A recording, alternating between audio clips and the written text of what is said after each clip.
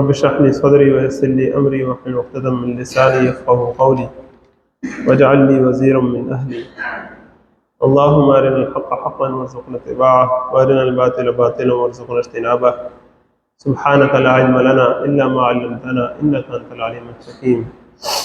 الحمدللہ سورہ یاسین کا دوسرا رکوع آج ہم پڑھیں گے، اور قرآن مجید کی جو ایسی صورت جو قرآن مجید کا دل ہے، اس کا جو انتہائی اہم اور خوبصورت رکوع ہے جس میں ڈائریکٹلی آپ کا اور میرا ذکر آئے گا۔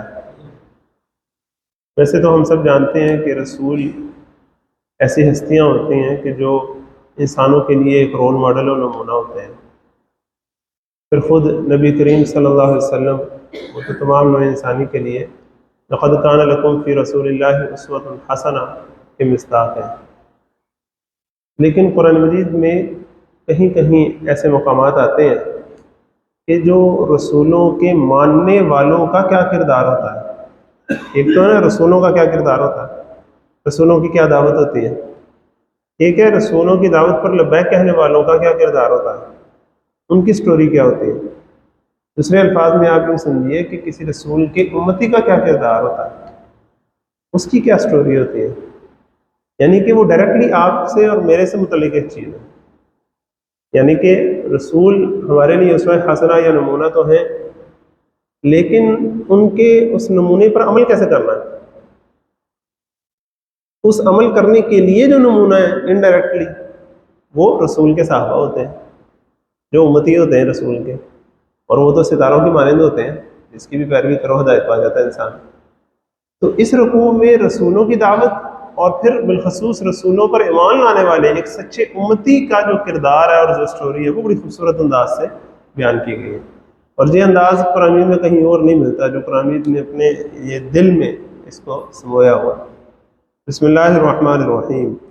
وَاضْرِبْ لَهُمْ مَثَلًا أَصْحَابَ الْقَرْيَةِ، اور اے نبی صلی اللہ علیہ وسلم آپ ان سب کے لیے مثال کے طور پر بستی والوں کا قصہ سنائیے۔ مثال کے طور پر سنانے کا مطلب یہ ہوتا ہے کہ بات ایک سنانا لیکن اس سے کسی دوسری بات کی وضاحت کرنا۔ مثال کے طور پر جب بات بیان کی جاتی ہے تو ایک بات بیان کی جا رہی ہوتی ہے لیکن اس کے ذریعے سے کسی اور بات کی وضاحت کی جا رہی ہوتی ہے۔ تو اب اس بات کو ذرا سمجھ لیجئے کہ یہ جو یہاں پورے رکوع میں جو واقعہ آئے گا، خاص اس واقعے کی تفصیلات میں جانا اور کہ بھی فلاں تفاسیر میں ان رسولوں کا کیا نام تھا، اس قوم کا کیا نام تھا، یہ قوم کہاں بات تھی، یہ کس زمانے میں آئی تھی، ان تفصیلات میں جانے کے بجائے اس مثال کے ذریعے جو بات سمجھائی جا رہی ہے، جو مورل لیسن دیا جا رہا ہے، جو اس کا ایبسٹریکٹ ہے وہ ہمارے سامنے رہنا چاہیے، جو سبق حاصل کرنے کا ہے وہ ہمارے سامنے رہنا چاہیے، بجائے اس کے کہ اس طرح کی تفصیلوں میں۔ وَاضْرِبْ لَهُمْ، دوسری بات بڑی خوبصورت ہے کہ آپ صلی اللہ علیہ وسلم سے فرمایا جا رہا ہے کہ آپ ان سب کے لیے بیان کیجیے، آپ کے سامنے جتنے بھی لوگ ہیں ان کے لیے بیان کریں۔ اب آپ صلی اللہ علیہ وسلم کے سامنے اس پورے مکی دور کا جو معاشرہ ہے اس کا ذرا اگر ایک ذہن میں آپ خاکہ تیار کریں تو کیا ہے، ایک طرف آپ صلی اللہ علیہ وسلم جو اپنی دعوت پیش کر رہے ہیں، سامنے اب دو طبقات میں پوری قوم تقسیم ہو چکی ہے، اور جب بھی کوئی رسول حق کی دعوت پیش کرتا ہے اور جیسا کہ وہ جب حق اور عدل کی اور ظلم کے خلاف دعوت پیش کرتے ہیں تو قوم کے اندر پولرائزیشن ایک لازمی عمل ہے، پولز کریٹ ہو جاتے ہیں، دو انتہائی پیدا ہو جاتے ہیں، ایک طرف جو ہے وہ ظالم لوگ اکٹھے ہو جاتے ہیں اور دوسری طرف اس ظلم کے خلاف کھڑے ہونے والے لوگ اکٹھے ہو جاتے ہیں، رسول کی حمایت کرنے والے لوگ اکٹھے ہو جاتے ہیں، قوم دو حصوں میں تقسیم ہو جاتی ہے۔ اب اس ایک رکوع میں سب کا ذکر کیا جا رہا ہے، رسول کا بھی، رسول پر ایمان لانے والوں کا بھی، رسول کی مخالفت کرنے والوں کا بھی، ساروں کا ذکر ایک رکوع کے اندر بڑی خوبصورتی سے سمایا جا رہا ہے، اور آپ کی اور میرے لیے ایک دعوت ہے غور و فکر کی کہ ہم دیکھیں کہ ہمارا کیا کردار ہے۔ تو وَاضْرِبْ لَهُمْ، آپ مثال بیان کیجیے ان سب کے لیے، اصحاب القریہ، بستی والوں کی۔ اب جو قریہ لفظ پھر آ گیا نا، جو ہم نے پچھلے سے پچھلے جمعے جب تفصیل دیکھی تھی کہ جب کسی بستی کو اللہ تعالیٰ ہلاک کرتا ہے تو کیا ہوتا ہے، اب اس بستی کو ہلاک کرتا کیوں ہے، اس کی یہاں بڑی ایک جسے پیتھوفیزیولوجی پوری آ رہی ہے کہ کس سیکوینس آف ایونٹ سے گزر کر وہ بستی ہلاکت تک پہنچتی ہے۔ پہلا سٹیپ کیا ہوتا ہے ذرا دیکھیے، اذ جاءہ المرسلون، جب ان کے پاس پیغمبر آئے تھے۔ اللہ تعالیٰ کسی بھی بستی کو ہلاک نہیں کرتا تھا جب تک کہ اس میں پیغمبر نہ بھیج دیں۔ اب جس طرح پچھلی قوموں پر عذاب آتا تھا کہ ان کی جڑ کاٹ کے پھینک دی جاتی تھی، وہ جو جسے کہتے ہیں عذاب استیصال، وہ عذاب تو جب بھی کسی قوم پر آیا تو اس کی خاص سیکوینس آف ایونٹ ہوا ہے کہ جب اللہ تعالیٰ رسول بھیج دیتے ہیں اور وہ رسولوں کی بات نہیں مانتے، الٹا رسولوں کی جان کے در پہ ہو جاتے ہیں، تب اللہ تعالیٰ پھر اس قوم کی جڑ اکھاڑ کے پھینک دیتا ہے، جس کو سورۃ آل عمران میں بڑے خوبصورت الفاظ سے فرمایا گیا، ان الذین یکفرون بآیات اللہ ویقتلون النبیین ویقتلون الذین یأمرون بالقسط من الناس، وہ الٹا نبی کے قتل کے در پہ ہو جاتے ہیں، نبی کے جان کے دشمن ہو جاتے ہیں، تب پھر اللہ تعالیٰ اس قوم کو مزہ چکھاتا ہے۔ تو یہ جاءہم المرسلون، ہوا کیا کہ ان کے پاس پیغمبر آئے، اذ ارسلنا الیہم اثنین، جب ہم نے ان کی طرف دو پیغمبروں کو بھیجا تھا۔ وہ پیغمبر کس کی طرف سے آئے تھے؟ اللہ کی طرف سے آئے تھے، اور رسول کا ایگزیکٹ ترجمہ اگر مختصر ترین کیا جائے تو وہ کیا ہوتا ہے؟ ریپرزنٹیٹیو، نمائندہ۔ وہ دو کس کے نمائندے آئے تھے؟ وہ اللہ کے نمائندے آئے تھے۔ اذ ارسلنا الیہم اثنین فکذبوہما، تو انہوں نے ان دونوں کو جھٹلا دیا۔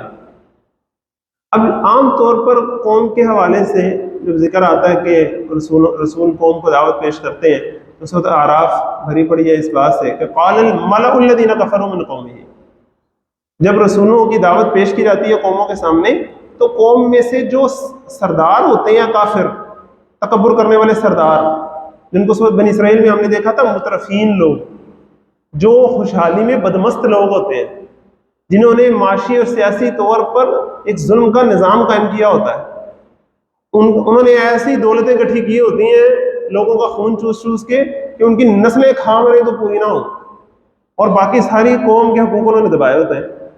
ان کو بڑی تپ چڑھتی ہے رسول کی دعوت سے۔ کیوں؟ رسولوں کا مقصد بھلا کیا ہوتا ہے؟ ذرا یہ تو ذرا آپ غور کریں۔ رسولوں کا مقصد سورۃ حدید میں، جو قرآن مجید کی جامع ترین صورتوں میں سے ایک صورت ہے، اس میں بڑی خوبصورتی سے بیان فرمایا گیا، لقد ارسلنا رسلنا بالبینات وانزلنا معهم الکتاب والمیزان لیقوم الناس بالقسط، ہم بھیجتے چلے آئے، ہم بھیجتے رہے رسول اپنی روشن روشن دلیلوں کے ساتھ، اور ان کے ساتھ ہم کتاب اور میزان نازل کرتے تھے۔ یہ سب کچھ کیوں ہوتا تھا؟ لیقوم الناس بالقسط، تاکہ لوگ عدل و انصاف پر قائم ہوں، ظلم کا خاتمہ ہو۔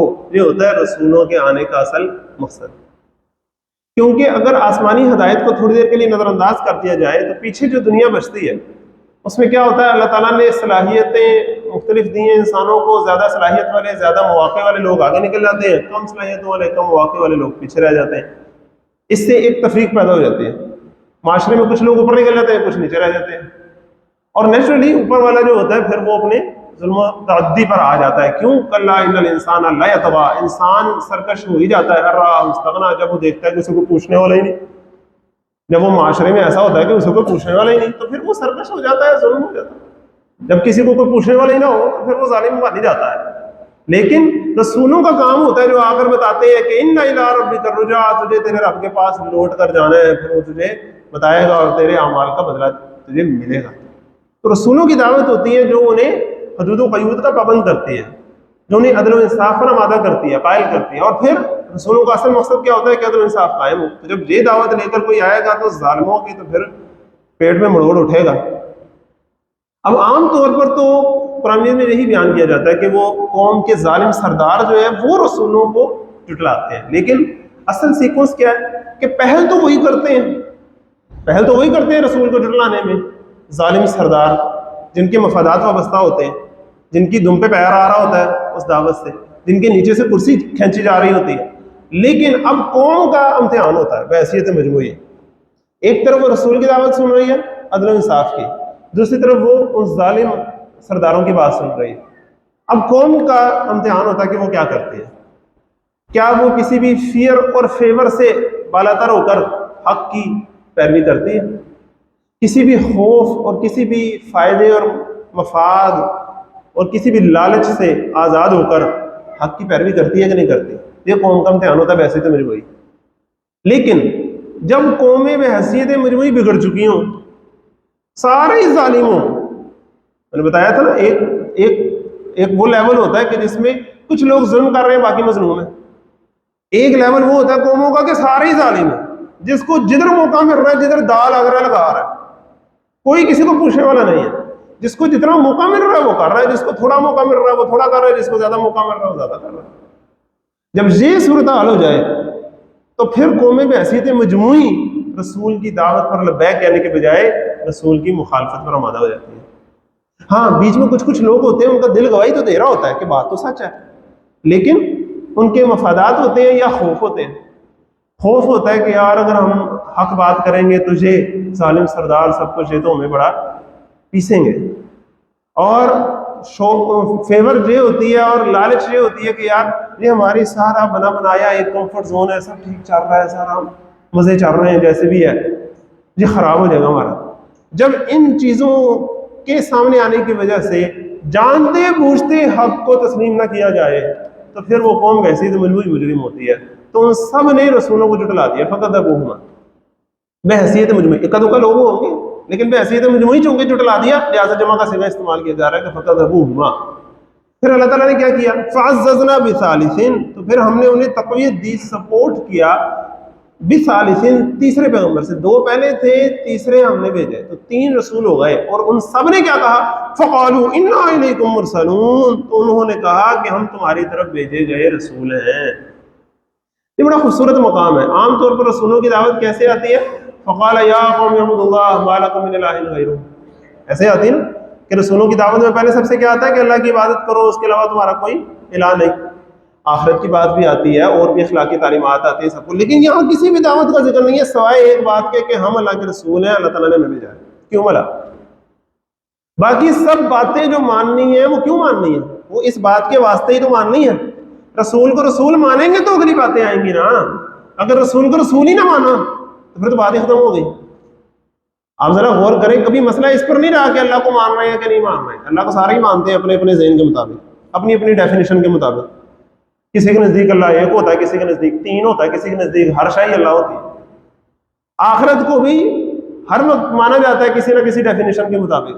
کوئی سوچتا ہے بس 2-3 دن کا عذاب ہوگا پھر چھٹی ہو جائے گی، کوئی کہتا نہیں ہمیں یہ چھڑا لیں گے، کوئی کہتا نہیں اللہ ویسے ہی چھوڑ دے گا۔ ہر ایک نے اپنی اپنی ڈیفینیشن بنائی ہوتی ہے۔ مسئلہ کہاں پڑتا ہے؟ مسئلہ پڑتا ہے کہ رسول کو رسول ماننا کہ نہیں۔ رسول کو جب رسول مان لیا تو پھر جیسے وہ بتائے گا ویسے اللہ کو ماننا ہے، جیسے وہ بتائے گا ویسے آخرت کو ماننا ہے۔ اب ہر بات اس کی ماننی پڑے گی، لہٰذا پرائمری اہمیت کس چیز کی ہے ایمان میں؟ ایمان بالرسالت کی۔ یاد کریں ایمان کی ڈیفینیشن میں نے آپ کو بتائی تھی، کیا تھی؟ الایمان تصدیق بما جاء به النبی صلی اللہ علیہ وسلم۔ ایمان نام ہے ہر اس شے کی تصدیق کا جو نبی صلی اللہ علیہ وسلم لے کر آئے۔ اب نبی صلی اللہ علیہ وسلم جو لے کر آئے ہیں اس میں سے توحید بھی ہے، اس میں رسالت ہے، اس میں آخرت ہے۔ تو ان سارے ایمانیات پر ایمان لانا ہے، لیکن کیسے لانا ہے؟ جیسے نبی صلی اللہ علیہ وسلم نے کہا رسالت پر ایمان لانا ہے، آپ صلی اللہ علیہ وسلم کو اللہ کا رسول ماننا ہے، لیکن کیسے ماننا ہے؟ جیسے آپ صلی اللہ علیہ وسلم نے کہا ہے، اور آپ صلی اللہ علیہ وسلم نے کیا کہا ہے کہ انا خاتم النبیین، میں آخری نبی۔ اب وہ ساری ڈیفینیشن اس کے اندر آ جائے گی جب رسول کا رسول مانا جائے گا۔ لہٰذا ان کی لمبی چوڑی دعوت نہیں پیش کی گئی، ساری دعوت کا مین خلاصہ کیا بیان کیا گیا؟ انا الیکم مرسلون، ہم تمہاری طرف اللہ کی طرف سے بھیجے ہوئے رسول ہیں۔ یہ ہے اصل ہماری بات، یہ بات مانو۔ اب قوم نے آگے سے کہا قالوا، انہوں نے کہا ما انتم الا بشر مثلنا، تم تو کچھ بھی نہیں ہو، صرف ہماری طرح کے بندے ہی ہو، ہماری طرح کے آدمی ہو۔ یہ مسئلہ جو ہے نا یہ ساری قوموں کے ساتھ رہا ہے۔ رسولوں پر اٹھنے والے وہ جو جھوٹے اٹھانے والے اعتراض ہیں، ان میں سے ایک اہم اعتراض جو قرآن میں بیان کرتا ہے وہ کیا ہے کہ وہ آگے سے کہتے ہیں تمہیں تمہاری طرح کے انسان ہی، تمہاری طرح کے آدمی۔ حالانکہ آپ غور کریں رسولوں نے آ کر کوئی کہا تھا کہ ہم تمہاری طرح کے بندے نہیں ہیں، ہم کوئی فرشتے ہیں؟ رسولوں نے تو آ کے ایسی کوئی بات نہیں کی۔ پھر اس اعتراض کا کیا مطلب ہے؟ پھر دوسری بات یہ کہ رسول تو کہہ رہے ہیں کہ یہ فلاں فلاں حق بات ہے، ہم تمہیں وہ پیش کر رہے ہیں، ان حق باتوں میں ہماری پیروی کرو۔ پیروی کرنے کی دعوت دے رہے ہیں نا رسول۔ اب یہ جو سردار بنے بیٹھے ہوئے ہیں جو خود بھی تو انسان ہے نا، اور پوری قوم سے یہ توقع کر رہے ہیں کہ وہ ہماری پیروی کریں گے، ہماری بات مانیں گے۔ اچھا یہ سوچتے کیا ہیں کہ ہماری تو بات مانی جانی چاہیے، کیونکہ ہم تو جدی پشتی اس منصب پر بیٹھے ہیں، اور ہمارے بڑوں بھی اسی ظلم کے نظام میں اپنے مفاد پرست طبقہ بن کر بیٹھے ہوئے تھے، ہم بھی اسی پر بیٹھے ہوئے ہیں، اور ہمارا تو نسلی حق ہے، ہمارا تو ذاتی حق ہے، تمہاری بات ہم کیوں مان لیں بھائی؟ ایک عجیب سا ایک اعتراض ہے، ذرا غور کریں۔ وہ یہ بھی نہیں کہتے کہ تم نعوذ باللہ ہم سے کمتر ہو، تم ہماری طرح کے ہو۔ بھئی یہ کیا اعتراض ہوا؟ ان انتم الا بشر مثلنا، اور آگے کیا؟ وما انزل الرحمن من شیء ان انتم الا تکذبون، اور رحمان نے تو تم پر کچھ بھی نازل نہیں کیا، ان انتم الا تکذبون، تم تو کچھ بھی نہیں ہو، صرف تم جھوٹ بول رہے ہو اور کچھ بھی نہیں، جھوٹ بولنے کے علاوہ تم کچھ بھی نہیں کر رہے۔ اب یہ تکذیب کا آپ انتہا دیکھیں، آگے سے رسولوں کا انداز دیکھیں، قالوا انہوں نے کہا ربنا یعلم، ہمارا رب جانتا ہے، انا الیکم لمرسلون، کہ بے شک ہم واقعی تم سب کی طرف بھیجے ہوئے رسول ہیں۔ دعوت پھر دوبارہ وہی پیش کی گئی ہے، کوئی نیا پوائنٹ نہیں، دعوت وہی ہے کہ ہم رسول ہیں، لیکن اب زور پیدا ہو گیا اس میں۔ کیسے؟ نمبر 1، ہمارا رب جانتا ہے، تم جانو نہ جانو، تم مانو نہ مانو، ہمارا رب جانتا ہے کہ اس نے ہمیں بھیجا۔ اور دوسری بات، انا الیکم لمرسلون، یقین کرو ہم واقعی اللہ کی طرف سے تمہاری طرف رسول بنا کر بھیجے گئے ہیں۔ وما علینا الا البلاغ المبین، اور ہمارے ذمہ تو کچھ بھی نہیں مگر صرف واضح واضح پورا پہنچا دینا۔ ہماری ذمہ داری تمہیں زبردستی منوانا تو نہیں ہے، زبردستی تو ہم کچھ نہیں تمہارے اوپر کر سکتے، ہم نے تو تمہیں بات سمجھانی پہنچانی ہے، تم سمجھ جاؤ گے تو تمہارا فائدہ، نہیں سمجھو گے تو تمہارا نقصان۔ اب یہ البلاغ المبین بڑے خوبصورت الفاظ ہے۔ البلاغ کہتے ہیں بات پہنچانے کا حق ہو جائے، حق ادا ہو جائے بات پہنچانے کا، اگلے کے دل میں بات ایک دفعہ پہنچ جائے کہ سچ بات تو یہی ہے جی، مانے نہ مانے وہ پھر اگلے اس کے پاس ہے، اما شاکر و اما غفور، اللہ تعالیٰ نے ہر ایک کو اختیار دیا۔ مبین کہتے ہیں واضح، دو ٹوک، جس میں کوئی شک نہ رہے، روزی روشن کی طرح یہاں کوئی اسے کنفیوژن نہ رہے کسی بندے کو۔ تو ہمارے ذمہ تو یہ ہے، اور رسول ایسی ہی اپنی دعوت پہنچاتے رہے ہیں، اور رسولوں کے ماننے والے بھی ایسی ہی دعوت پہنچانے کے اصل ذمہ دار ہیں۔ وما علینا الا البلاغ المبین۔ آگے سے وہ کیا کہنے لگے؟ قالوا انا تطیرنا بکم، کہنے لگے ہم تو نعوذ باللہ تمہیں منحوس سمجھتے ہیں، نامبارک سمجھتے ہیں۔ اب اللہ تعالیٰ کیا کرتے ہیں، جب بھی رسول بھیجتے ہیں نا تو ساتھ چھوٹے چھوٹے عذاب بھی بھیجتے ہیں، تاکہ قوم ذرا جاگے، اس کو پتہ لگے، ہو شاید اسے خواب غفلت سے بیدار ہو۔ لیکن اب قوم کے پاس دو رستے ہوتے ہیں، ایک یہ کہ وہ ہوش میں آ جائے اور توبہ طائب ہو جائے، رسولوں کی بات مان لے، دوسرا یہ کہ اور جری ہو جائے، اور ٹیٹ ہو جائے۔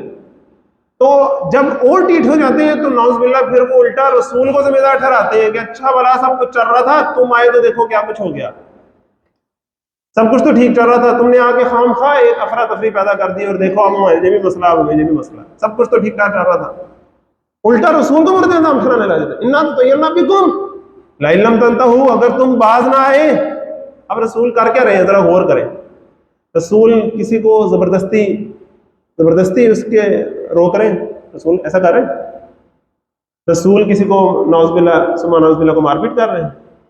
کچھ کر رہے ہیں؟ کچھ بھی تو نہیں کر رہے، بات ہی کر رہے ہیں نا، حق انداز سے بات کر رہے ہیں۔ اچھا اگر تمہیں ان کی بات صحیح نہیں لگتی تو تمہیں کیا کرنا چاہیے؟ تم بھی بات کر لو اپنی، رسول بات کر رہے ہیں نا، تم بھی بات کر لو۔ لیکن نہیں، انہیں پتہ ہے کہ رسول کی بات کے مقابلے میں ہماری بات کا کوئی وزن ہی نہیں، رسول کی بات حق ہے اور ہماری بات جھوٹ اور باطل ہے، لہذا رسول کی بات کے مقابلے میں اب ان کی تڑی دیکھیں اور ان کی جرت دیکھیں کیا کر رہے ہیں۔ لئن لم تنتہوا، اگر تم باز نہ آئے، لنرجمنکم، تو ہم تمہیں رجم کر دیں گے۔ یہ بڑے سخت الفاظ ہیں، یہ کہتے ہیں کسی کو پتھر مار مار کے مار ہی دینا، اتنا سخت جو ہے یہ ایک انداز ہے۔ وَلَيَمَسَّنَّكُم مِّنَّا عَذَابٌ أَلِيمٌ، اور تمہیں ہماری طرف سے ایک ایسا عذاب پہنچے گا کہ جو بڑا ہی دردناک ہوگا، جس کی دردناکی کا تم اندازہ نہیں کر سکتے ہم تمہارے ساتھ کریں گے کیا۔ یہ ابو تڑی لگا رہے کس کو؟ رسولوں کو لگا رہے ہیں۔ آگے سے رسول کیا کہہ رہے ہیں؟ قَالُوا طَائِرُكُم مَّعَكُمْ، انہوں نے کہا تمہاری نامبارکی اور نوست تو اصل میں تمہارے اپنے ساتھ ہے، یہ تمہارے اپنے کرتوت ہیں جن کی وجہ سے تم پر یہ مصیبتیں آ رہی ہیں، ہمیں نہ تم اس کا مورد الزام ٹھہراؤ، یہ تمہارا اپنا طرز زندگی ہے، تمہاری اپنی ضد ہے، تمہارا ڈھیٹ پن ہے جس کی وجہ سے یہ حالت ہو رہی ہے تمہاری۔ طائرکم معکم اَإِن ذُکِّرتُم، کیا تمہیں یہ بات بری لگ رہی ہے کہ تمہیں نصیحت کی جا رہی ہے، تمہیں یاد دہانی کرائی جا رہی ہے؟ کیا قصور ہے ہمارا؟ ہم نے کیا کہا ہے تمہیں؟ ہم تمہیں خبرداری تو کر رہے ہیں کہ ظلم نہ کرو، زیادتی نہ کرو، شرک نہ کرو، ہم اور کیا کہہ رہے ہیں تمہیں؟ اَإِن ذُکِّرتُم بل انتم قوم مسرفون، بلکہ تم تو وہ لوگ ہو جو حد سے نکل گئے ہو، حدوں باہر ہوئے ہو، تسی حد اعتدال سے تجاوز کیے بیٹھے ہو، ظلم اور زیادتی پر اتر آئے ہو۔ یہ ہے ان کے پورے سسٹم کو ایک لفظ کے اندر بیان کرتے ہیں، مسرفون، تم حدوں سے باہر ہوئے۔ اب انسانوں کو حدوں میں رکھنے والی کیا چیز ہوتی ہے؟ اخلاقیات ہوتی ہیں، کچھ ضمیر ہوتا ہے، کوئی قانون ہوتا ہے، کوئی آئین ہوتا ہے، کوئی معاہدات ہوتا ہے، کچھ بھی۔ تمہیں تو کسی چیز کو کوئی پاس لحاظ نہیں ہے، تمہارے ضمیر مر چکے، تمہاری اخلاقیات مر چکی، تمہارے معاشرے میں نہ کوئی قانون، نہ کچھ، کوئی ضابطہ نہیں، تم ظلم کے پجاری ہو۔ بل انتم قوم مسرفون۔ اب ذرا دیکھیں ہوتا کیا ہے، اب یہ ان کے ڈائلاگ چل رہا ہے نا رسولوں کا ان کے قوم کے ساتھ. ہوا کیا؟ وَجَاءَ مِنْ أَقْصَى الْمَدِينَةِ رَجُلٌ يَسْعَىٰ، اور آیا شہر کے پرلے کنارے سے ایک شخص دوڑتا ہوا. یہ ایک لفظ بڑا خوبصورت ہے. ایک شخص آیا، شہر کے پرلے کنارے سے آیا، دوڑتا ہوا آیا. اب ذرا آپ اندازہ کریں کہ وہ شہر کے پرلے کنارے جب اسے پتہ لگا کہ اس طرح رسولوں کی دعوت پیش کی جا رہی ہے تو وہ ویٹ نہیں کرتا رہا کہ اچھا ہاں صحیح لوگ ہوں گے لیکن چلو میرے تک بات پہنچے گی تو پھر میں دیکھوں گا میں نے ماننے کے نہیں ماننے. نہیں، اس کے اندر حق کی جستجو کیسی ہے کہ خود آیا. نمبر 2، ایک آدمی ہے، وہاں ساری قوم جٹلا آ رہی ہے، ادھر ایک آدمی ہے. اس نے نہیں سوچا یار بات تو ٹھیک ہے رسولوں کی، لیکن میں اکیلا آدمی کیا کر سکتا ہوں، میں بلا مار کھانی ہے، بلا ساری قوم جو ہے وہ تو مجھے ایسے کر دے گی ویسے کر دے گی، لہٰذا چپ کر کے بیٹھے رہو. نہیں، کیوں؟ دین کا اصل مخاطب فرد ہے. ایک فرد سے اللہ تعالیٰ مخاطب ہے اصل میں. ہر فرد نے اللہ تعالیٰ کے سامنے جواب دینا. تم بتاؤ تم نے کیا کیا تھا، چھوڑو تم کس جگہ تھے، کیا چل رہا تھا، کیا ہو رہا تھا، تمہیں بات سمجھ آ رہی تھی کہ نہیں آ رہی تھی؟ آ رہی تھی. پھر تم کیا کر رہے تھے؟ تم بتاؤ تمہارے نام ہے مال میں کیا ہے، ادھر ادھر کی باتیں نہ سناؤ مجھے. تو ایک آدمی بھی تھا تو اس نے اپنے ضمیر کی بات سنی اور آیا. اچھا اگلی بات کیا ہے؟ آرام سے آ سکتا تھا، فارغ ہوتا تو آ جاتا. فارغ ہو کے کریں گے، ابھی تو بڑا مصروف ہوں میں. ہمارا جیسا آپ ہوتا نا، بات تو ٹھیک ہے لیکن میں بڑا مصروف. لیکن وہ دوڑتا ہوا آیا، یسا سعی و جہد، کوشش کرتا ہوا. سعی کہتے ہیں ایک ہوتا ہے جس میں سعی کرتے ہیں نا جب عمرے پہ یا حج پہ جاتے ہیں، وہ دوڑنے کا ایک خاص انداز ہوتا ہے. ایک دوڑنے کا وہ انداز ہوتا ہے جہاں ریس لگی ہو، تیز دوڑ رہے ہو، وہ والی صحیح نہیں ہوتی. صحیح اس سے تھوڑا سا کم رفتار سے دوڑنا ہوتا ہے، اس کو کہتے ہیں صحیح. اس کو آپ یوں سمجھیں جس طرح ایک بندہ تیز چلتا ہے ایسے دوڑتا ہوا ایک ایمرجنسی کی کیفیت میں آ رہا ہو. یہ پوری ایک پکچر ڈسکرپشن ہے، ایک سین ہے جس کو اس آیت نے ڈپکٹ کیا ہے کہ ایک شخص دور سے ایسا ایمرجنسی کی کیفیت میں آگے تلاش کرتا ہوا دوڑتا ہوا آ رہا ہے. اور کیا کہنے لگا آ کر؟ آپ سوچ رہے ہوں گے اس نے آ کر رسولوں سے کہا ہوگا کہ اے اللہ کے رسولوں، آپ کی قوم آپ کی بات نہیں مان رہی، چھوڑے انہیں، میں آپ کی بات مانتا ہوں. ایسا کہا ہوگا اس نے ایسا نہیں کہا. اس نے آتے ہی کیا کہا؟ قال یا قوم، کہنے لگا ہے میری قوم کے لوگوں، اتبعوا المرسلین، رسولوں کی پیروی کرو. یہ 3 الفاظ ہیں اصل جو زندگی کا مشن ہے. یا قوم اتبعوا المرسلین، یہ 3 الفاظ یاد کر لیں پلیز. اس کو آج جاتے ہوئے نا ذرا ورد کرنا ہے، اس اپنے دل پہ ٹھوکے اپنے آپ سے پوچھیں کیا یہ 3 لفظ ہماری زندگی کا مشن بن سکتے ہیں؟ صرف 3 لفظ ہی تو ہیں، اور کیا ہے؟ سچی بات ہے، قرآن مجید کی دعوت بڑی سادہ ہے. لمبی چوڑی باتیں تو وہ کرتا نہیں، سادی سی بات کہتا ہے. اپنے زمانے میں، اپنے علاقے میں، اپنی جگہ جہاں تمہیں اللہ تعالیٰ نے بنایا ہے، پیدا کیا ہے، دیکھو حق کیا ہے، اہل حق کون ہے، ان کے ساتھ کھڑے ہو جاؤ. دیکھو ظلم کیا ہے، باطل کیا ہے، اہل ظلم کیا ہے، ان کے خلاف کھڑے ہو جاؤ. دیٹس اٹ، اور کوئی مسئلہ ہی نہیں. جب کھڑے ہو جاؤ گے پھر وہ تمہیں بتائے گا کہ کیسے کھڑے ہونا ہے، کتنی دیر کھڑے ہونا ہے، کہاں کھڑے ہونا ہے، کب کھڑے ہونا ہے، کب چلنا ہے، کب دوڑنا ہے، کب بیٹھنا ہے. وہ ساری باتیں تو پھر تمہیں بتائے گا نا بعد میں. اگر تم نے حق کو پہچاننا ہی نہیں، حق کی خاطر کھڑے ہونے کا جذبہ اندر آنا ہی نہیں، آنا ہے تو پھر ڈر جانا ہے یا لالچ میں پڑ جانا ہے. اگلی باتیں پھر کیا سمجھانے تمہیں؟ سادی سی دعوت ہے، پہچانو حق کو، اہل حق کو، ان کے ساتھ کھڑے ہو جاؤ. اپنے ضمیر کو تم جواب دو، اپنے مسلک کو، اپنی برادری کو، اپنی ذات پات کو، اپنی فیملی کو، اپنی جماعتوں، اپنی پارٹیوں کو نہیں، ایک اللہ کو جواب دو اپنے ضمیر کی نگرانی میں. دیکھو حق کیا ہے، اس کے ساتھ کھڑے ہو جاؤ، جو مخالفت ہو. یا قوم اتبعوا المرسلین، اے میری قوم کے لوگوں رسولوں کی پیروی کرو. اب یہ 3 الفاظ بڑے خوبصورت ہیں، یا قوم، اے میری قوم کے لوگوں. اس نے یہ نہیں کہا کہ اے مجرموں، اے غلط لوگوں، نہیں. اس نے اپنی قوم کو اون کیا ہے، وہ تم میری قوم کے لوگ ہو، میرے لوگ ہو تم، میں تم میں سے ہوں، ہم ایک ہیں. یہ ایک اپنائیت کا احساس ہے، یہ دعوت دینے والے میں سب سے پہلے ہونا چاہیے.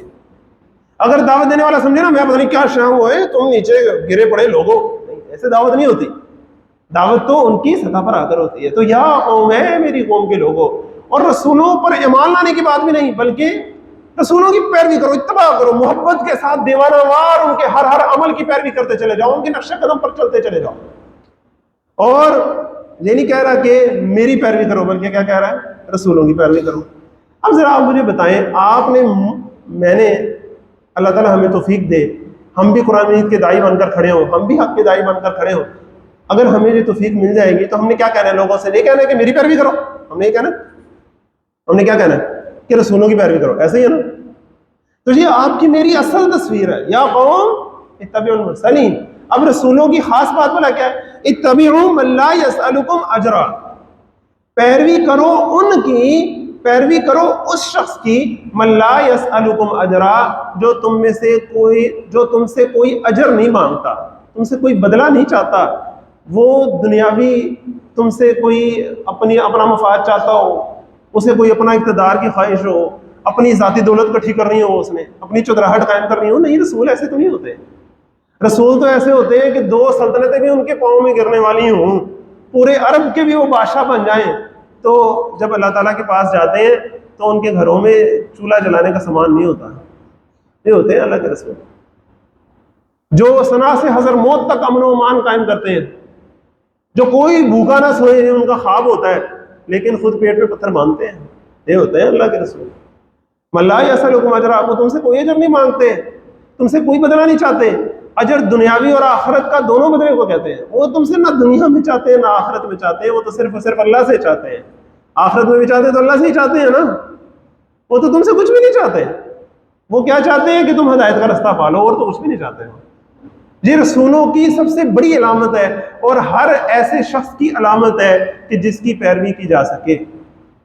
سورہ لقمان میں حضرت لقمان اپنے بیٹے کو وصیت کر رہے ہوتے ہیں کہ بیٹا اتبع سبیل من اناب الی، پیروی کر اس شخص کے راستے کی جس نے اپنا چہرہ اللہ کی طرف رخ کر لیا ہو، اپنا چہرہ اللہ کی طرف کر لیا ہو، اللہ تعالیٰ کی بات مان رہا ہو، اس کی پیروی کرو۔ اب اس کی نشانی نمبر 1 بلا کیا ہے کہ بندہ 2 نمبر نہ ہو، بندہ 1 نمبر ہو، کھرا ہو، مخلص ہو، دیانتدار ہو۔ اگر بندہ 2 نمبر ہوگا، اپنے ذاتی مفادات کے لیے کام کر رہا ہوگا، آج اگر وہ حق پر بھی کھڑا ہے تو کل وہ آپ کو لے کے ڈوبے گا، خود بھی ڈوبے گا، آپ کو بھی ڈوبے گا۔ اگر بندہ 2 نمبر ہے، نیت اگر اس کی خراب ہے، اور یہ نیت پتہ کیسی چیز ہوتی ہے، یہ چونکہ دل کا معاملہ ہے نا، لہٰذا دل ہی اس کی گواہی دے دیتا ہے، یہ سونگی جاتی ہے، اس کے لیے کوئی کیلکولیشن کی ضرورت نہیں ہوتی، اندر سے آواز آ جاتی ہے کہ بندہ خالص ہے۔ اندر سے اگر آواز آ جائے کہ نہیں بندہ خالص نہیں ہے تو کوئی بات نہیں، اللہ تعالیٰ کو جا کے کہہ دینا کہ میرے اندر سے آواز آ گئی تھی، اللہ تو اندر کیا حال جانتا ہے نا۔ لیکن اگر اندر سے آواز آ گئی کہ نہیں بندہ تو خالص ہے، اپنے مفاد کے لیے نہیں کر رہا کام، پھر اگلی بات کیا ہے، یہ نہیں کہ ہر مخلص بندے کے پیچھے لگ جانا ہے، نہیں، یعنی کہ جو فری میں چیز مل رہی ہو اس کا مطلب یہ نہیں کہ وہ صحیح ہوگی ہر وقت۔ اگلی خاصیت بڑی اہم ہے، وَهُمْ مُهْتَدُونَ، اور وہ ہدایت یافتہ ہیں، وہ ہدایت پر ہیں۔ رسول جو ہے وہ ہدایت پر ہوتے ہیں۔ ہدایت کی 3-4 کیٹیگریز ہیں، وہ ساری بیان کر کے میں آج بات ختم کرتا ہوں انشاءاللہ۔ اور پھر اس امتی کے ساتھ کیا ہوا، یہ تو اب وہ امتی کی تقریر تھی نا، اب اس امتی کے ساتھ کیا ہوا وہ اگلی دفعہ انشاءاللہ آپ کو پتہ چلے گا۔ لیکن اس دفعہ کا سبق کیا ہے، یا قوم اتبعوا المرسلین، اے میری قوم کے لوگوں رسولوں کی پیروی کرو، اے میری قوم کے لوگوں رسولوں کی پیروی کرو۔ اپنے آپ سے آپ نے پوچھنا ہے کیا آپ کی زندگی کا یہ مشن ہے؟ کیا آپ جہاں کہیں ہوتے ہیں اپنے قول سے، اپنے فعل سے، اپنے کردار سے اپنے رسول صلی اللہ علیہ وسلم پر دعوت لانے کے لیے آپ ایک رول ماڈل ہوتے ہیں؟ آپ کو دیکھ کر لوگ آپ کے رسول کی طرف آتے ہیں، آپ کے رسول کی محبت لوگوں کے دلوں میں پیدا ہو جاتی ہے آپ کو دیکھ کر، آپ کی باتیں ایسی ہیں، آپ کا کردار ایسا ہے، انفرادی طور پر بھی اور اجتماعی طور پر بھی ہمیں دیکھنے کی ضرورت ہے۔ کیا ہمارا معاشرہ ایسا ہے؟ کیا ہماری ریاست ایسی ہے؟ کیا امت مسلمہ اس وقت ایسی ہے کہ دوسری امتیں اسے دیکھ کر کہیں واہ جی واہ کیا ان کے رسول ہیں، کیا انہوں نے تربیت کی، اور دیکھو کیسی امت انہوں نے برپا کی، ہم نیک نامی کا باعث بن رہے ہیں؟ ایک سوال ہے، جواب خود سوچیے۔ تو ہدایت کی مختلف مرحلے ہیں۔ پہلا کیا ہے کہ اللہ تعالیٰ نے جو جبلی ہدایت انسان کو دی ہے، عقل اور فطرت کی جو ہدایت دی ہے، اس سے آگے بڑھ کر دیکھیں رسول جو ہیں وہ اس میں بھی بہترین نمونہ ہوتے ہیں، وحی کے آغاز سے پہلے بھی وہ بہترین نمونہ ہوتے ہیں اپنے معاشرے کا۔ ایسے ہی ہے نا، پہلے 40 سالہ حیات طیبہ یہی ہے نا کہ بنیادی جو اخلاقیات ہیں اس کی بھی معراج پر ہے، انک لعلی خلق عظیم۔ اور جب اگلی ہدایت کا جو اگلا سٹیپ ہوتا ہے وہ کیا ہوتا ہے، اللہ تعالیٰ کی طرف سے جو وحی آتی ہے وہ بھی اللہ تعالیٰ کے رسولوں پر ہی تو آتی ہے، تو اس سے بڑا ہدایت یافتہ کون ہو سکتا ہے؟ اس سے اگلا مرحلہ ہوتا ہے کہ اس ہدایت کے مطابق کام کرنے کی اللہ توفیق بھی دے۔ ایک بندے کو پتا تو لگ گیا ہے صحیح بات کیا ہے، لیکن اللہ تعالیٰ کی طرف سے توفیق نہیں ہو رہی، جو ہم کہتے ہیں نا دعا کرو اللہ تعالیٰ مجھے ہدایت دے دے، مطلب کیا ہوتا ہے کہ اللہ تعالیٰ مجھے توفیق دے دے، غلط مجھے سمجھ لگ گئی ساری، لیکن توفیق نہیں ہو رہی، بریک لگی ہوئی ہے اندر۔ اب رسول جو ہے ان کو تو اللہ تعالیٰ نے سب سے زیادہ توفیق دی ہوتی ہے کام کرنے کی، قربانی کرنے کی۔ اور اگلا آخری مرحلہ ہدایت کا کیا ہوتا ہے کہ انسان جنت تک پہنچ جائے۔ تو اب دیکھیں رسولوں نے تو جنت تک پہنچنا ان کے واسطے ان کے ذریعے دوسرے انسانوں نے جنت تک پہنچنا، ان سے بڑا ہدایت یافتہ کوئی ہو سکتا ہے؟ تو ایسے رسولوں کی پیروی کرو، ایسے رسولوں کے نقش قدم پر چلو جو تم سے کوئی اجر نہیں مانگتے، کوئی اپنا مفاد انہیں عزیز نہیں ہے، خود تو وہ قربانی کرتے ہیں لیکن ہیں ہدایت یافتہ۔ یہ دو خاصیتیں ہیں جس کی پیروی کی جائے۔ اللہ تعالی ہمیں رسولوں کی اور ان کی پیروی کرنے والوں کی پیروی کرنے کی توفیق عطا فرمائے، آمین ثم آمین۔